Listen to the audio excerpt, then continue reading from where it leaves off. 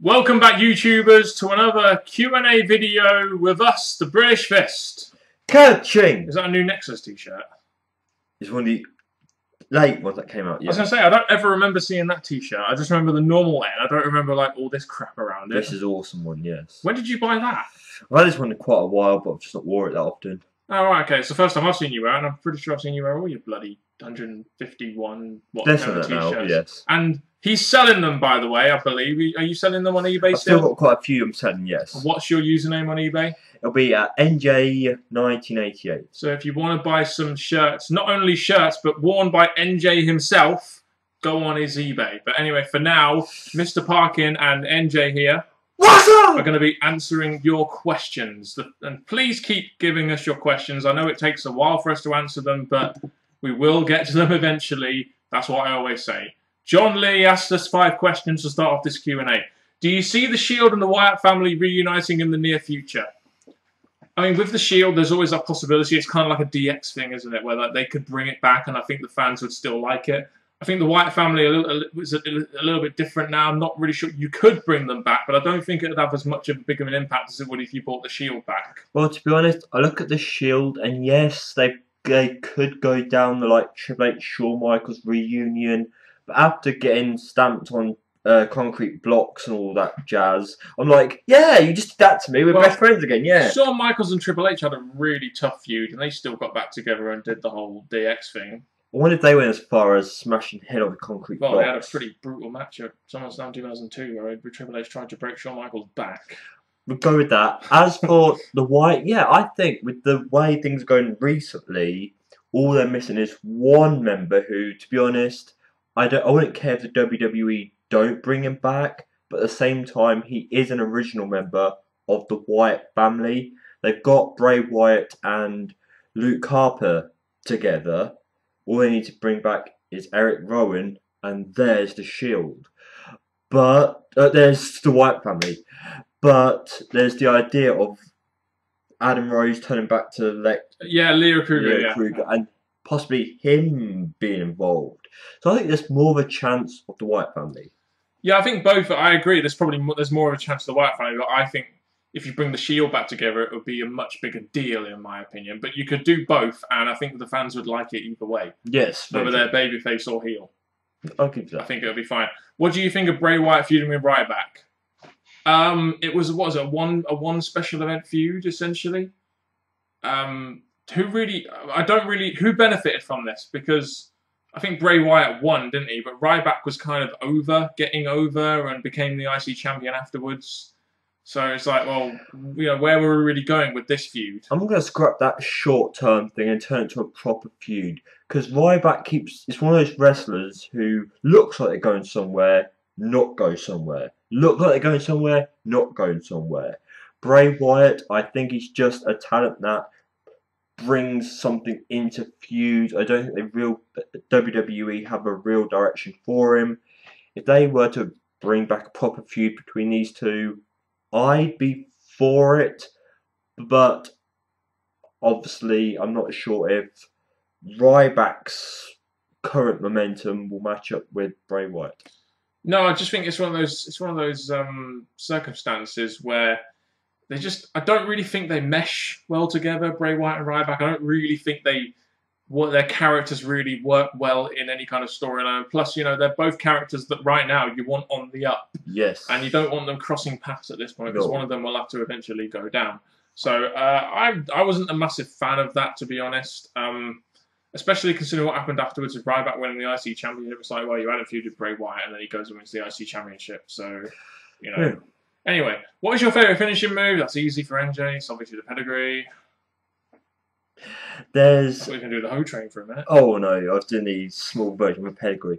But there's that Mexican, I think, I can't remember the submission move. There's this real good submission move that was done in ROH mainly, I think, that was eventually brought to the WWE. But is it where they get it and then they pull them up and then they lift them up in the air? And they keep I'm not sure. I don't know what that's called. Maybe someone will let us know in the comment section.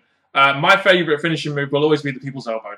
I've always loved that finishing move. I know, it's just an elbow drop, but again, it's the showmanship. It's the way The Rock does it. It's the way he delivers it. And as a kid, I used to always take any opportunity I could get, whether it was in the playground, the bouncy castle, or my bedroom, to put a people's elbow on someone's ass or, well, chest.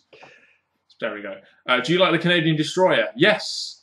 There we go. Petey Williams did that. I think John Cena... That's what it's been the RH move. John Cena kind of did one. But yeah, the Canadian Destroyer is actually a pretty cool move. The only problem is it looks kind of fake. It's like, it's this flipping move, and it's like, well, you know, when would you ever see that in real life? Never. It's a nice move to watch, but it just looks fake. Cesaro should do it. Well, he's from Switzerland, but okay. But it just looks fake, even though it is awesome. Kind of like most lucha moves and stuff, they just look really choreographed and fake, really, when you really look at it properly. Thoughts on Uwa Nation coming to NXT? I heard he's both a power wrestler and a high flyer. I've heard good things about him. Like I said on the NXT TakeOver show where Samoa Joe debuted, he got the biggest pop when they were looking at newer signings in the crowd. As for him being both a power wrestler and a high flyer, I don't really think it's good being both. I think you should just stick to being a power wrestler or stick to being a high flyer. Yes, you can do some high flying stuff every now and then to make yourself stand out and to make your move feel a bit more special, but I think in the WWE, you've got to stick with a certain niche. Be a power wrestler. Don't be a guy like John Cena who tries to be a power wrestler and a technical wrestler, because as we've seen from his STF, it doesn't fucking work. Took the words out of my mouth. Quite literally, when it comes to Cena, I don't think it's that hard to do that, really. No. It's just some derogatory thing about John Cena, move on, really, isn't it? How come WWE never gave a new name to CM Punk? Who really knows? I mean, usually they change the name when they come in. I don't really know. I'm not really sure what happened with that, to be honest. What I've heard, I need it to be clarified by someone who can find the evidence. I think when CM Punk signed his deal, he got it through Paul Heyman. He worked with Paul Heyman to come into the WWE, and Paul Heyman worked a deal with the WWE to keep his name as CM Punk. Yeah, it's not very often they get to keep their names, is it? Like, Samoa Joe kept his name, and that's a bit of a surprise, but I think he's on some kind of special contract, so who knows. The $2.99. Your thoughts on Van Hal as manager? I think he's the right manager for us at the right time. I would have liked to have seen David Moyes get a little bit of time as Man United manager, but I think in terms of a manager that can get the club from where it was and put it in a position for another manager to come along, I think Van Hal was the right person for the job, considering his expertise and how well he's done in managing top European countries. So I think Van Hal was the right manager. Should WWE bring back the King of the Ring as a pay-per-view? Not if they're going to book it like they did that special event. No, the curse has been going on for 4 years. And I don't think the WWE are anytime soon going to be dropping that. I think King of the Ring is just a way to make wrestlers look bad, eventually, hopefully, snap out of it sometime later in their career. So to make a pay-per-view, you get all hyped up because it's a pay-per-view again, only for the winner to get bad luck. No. If they did it in a way that, you know, it was with the previous King of the Rings, it was you become a #1 contender for the next pay-per-view, which was generally SummerSlam, wasn't it? So if they did it that way and actually had a decent prize at the end of it, rather than this stupid King of the Ring curse, I'd say yeah. The only problem with King of the Ring, in my opinion, was that it was very monotonous. Like, you had, like, 2 semi-final matches, a final match. You know, there wasn't really too much else you could build it around. So you're basically building it around 3 matches and then some odd things in between. That was the only real, especially when they first did it, and they used to do, like, 8 matches on 8, 9, maybe even 10 matches on a pay-per-view, and it just didn't flow very well, in my opinion. The best thing about King of the Ring, compared to a lot of the things WWE do, is qualifying matches. That made King of the Ring stand out, because when they first had it going on, there was qualifying matches to get to King of the Ring, to get to the finale. Yeah.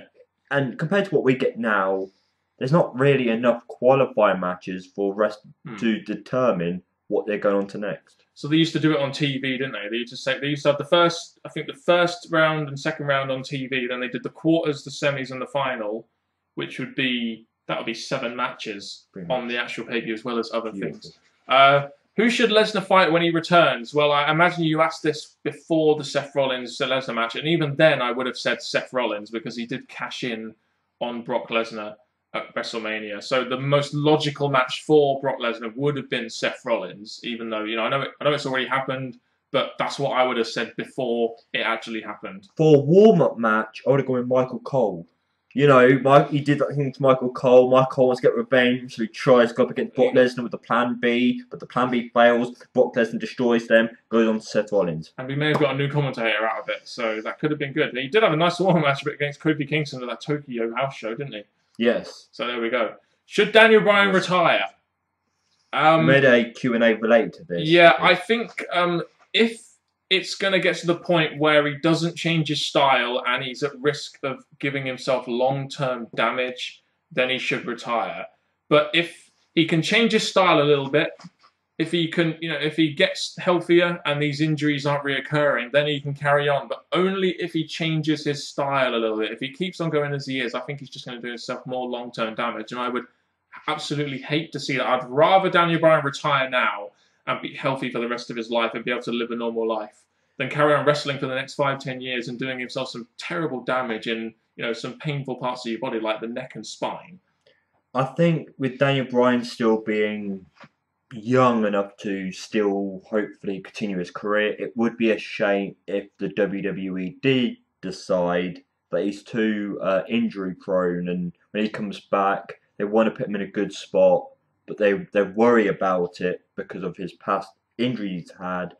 So there's that risk that it could happen again, but I don't think he should retire. But I do think, as hard as it will be on the WWE fans, Daniel Bryan should start backwards again, just so he's not rushed to something big only to get injured again. I mean, at the end of the day, your health is more important than your career, right? That's the way to look at it. Essentially. Should WWE unify the US and IC titles? Yes!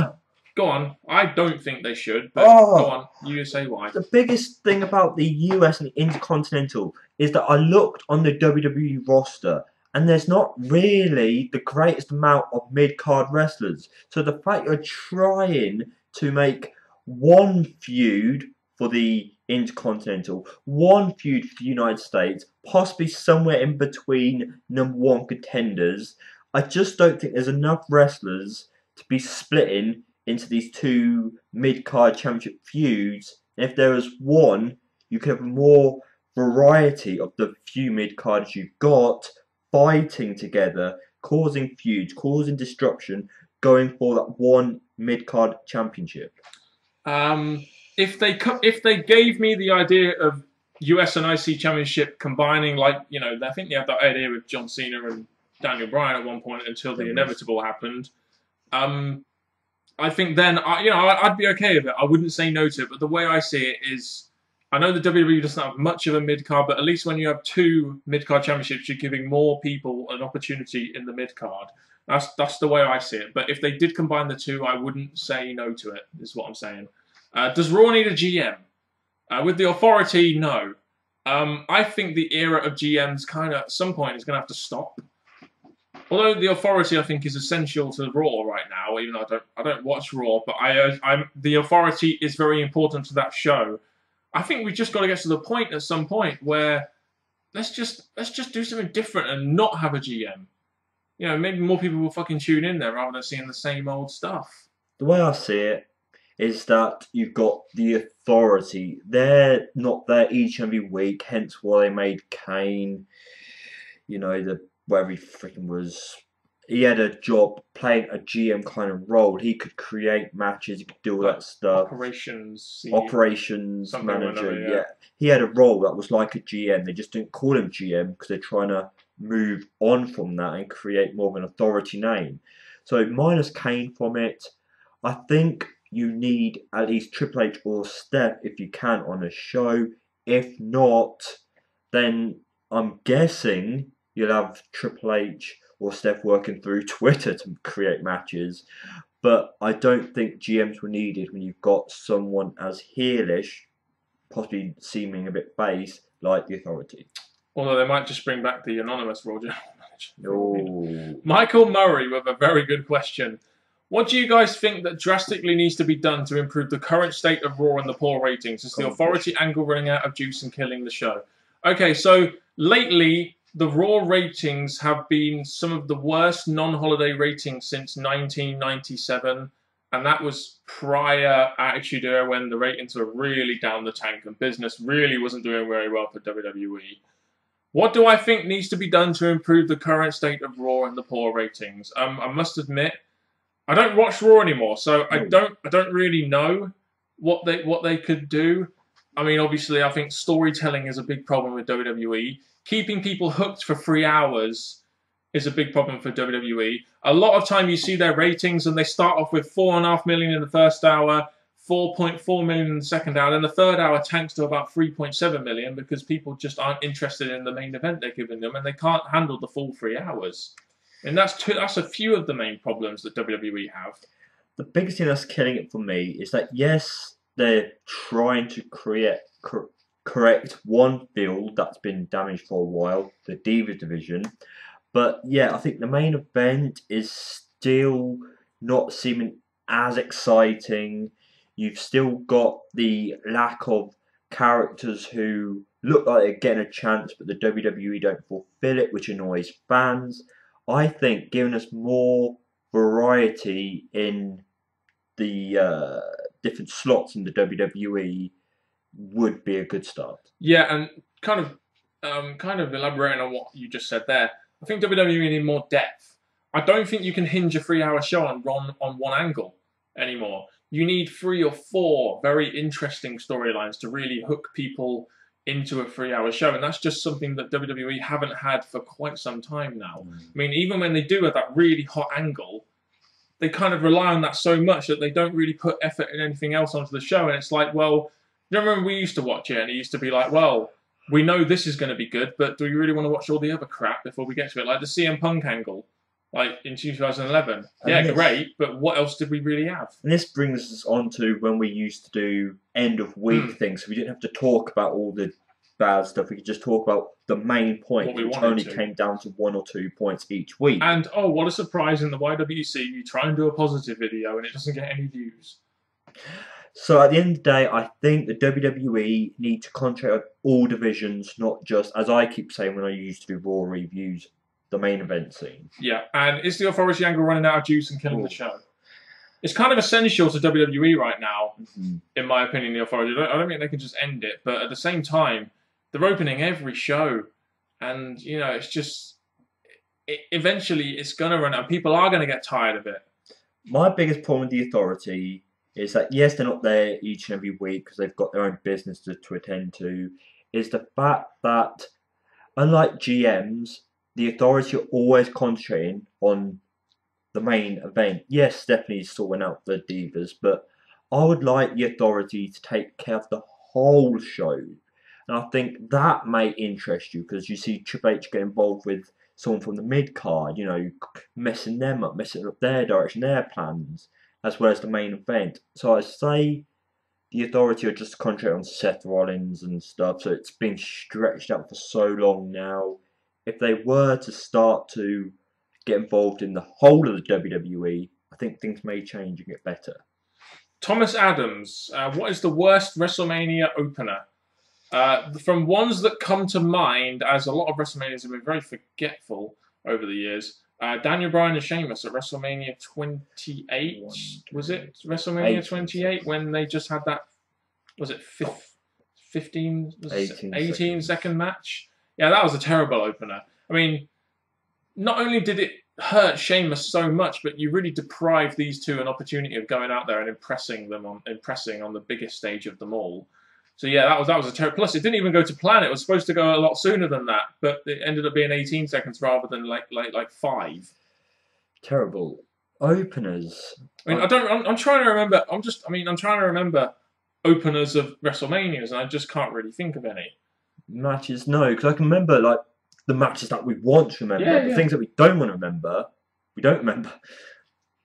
What about? Was it Undertaker and Nathan Jones versus A-Train and Big Show? Was that? I'm not sure if that was an opener. It turned into a handicap match. I don't think Nathan Jones was there. No, it was a... Oh, yeah, you're right. It was a handicap. It was supposed to be Nathan Jones, but then he got done for drugs or something on the plane. That was a terrible match. I don't know if that was the opener, though. But anyway, let's focus on best WrestleMania opener. I mean, a lot of people will say Bret Hart versus Owen Hart at WrestleMania. I believe it was WrestleMania 10. And, you know, they'd have every right to say that. Those two did have a very good match. But in recent memory, I think the best WrestleMania opener was... No. I mean, yeah, Money in the Banks were good WrestleMania openers, but I'm thinking recently Daniel Bryan and Triple H was technically the opening match. I mean, that was a very good opening match, despite the fact that it had, you know, it followed Hogan, Austin, and Rock. But Money in the Banks were good openers, and that's essentially why they were done. Yeah, so you could say the WrestleMania 21 Money in the Bank match was the best opener. There are a lot of options there. Can you think of one in particular? Sadly, no. I just remembered that obviously Money in the Banks haven't. The recent-ish ones have, but when they first came out, I'll say the WrestleMania 20. I'll say you can go with Owen versus Bret at WrestleMania 10. You could go Daniel Bryan versus Triple H at WrestleMania 30. You could even include the promo that they had with Hogan and Austin and Rock beforehand as well. And then Money in the Bank at WrestleMania 21. I believe that was the opener. That was definitely the best Money in the Bank. Anyway, that's it for this Q&A. We'll be back next week to answer more of your questions, where we'll be answering about have we been to any concerts before. That should be interesting. I haven't been to any. So we'll see you next week. Thank you very much for watching. And until next time, YouTube. Thank you very much for watching. This has been another fun Q&A. Yes, I've kept having to drink water because, you know, I just want to drink water. And this has been Mr. Parkin. I've been NJ, and goodbye.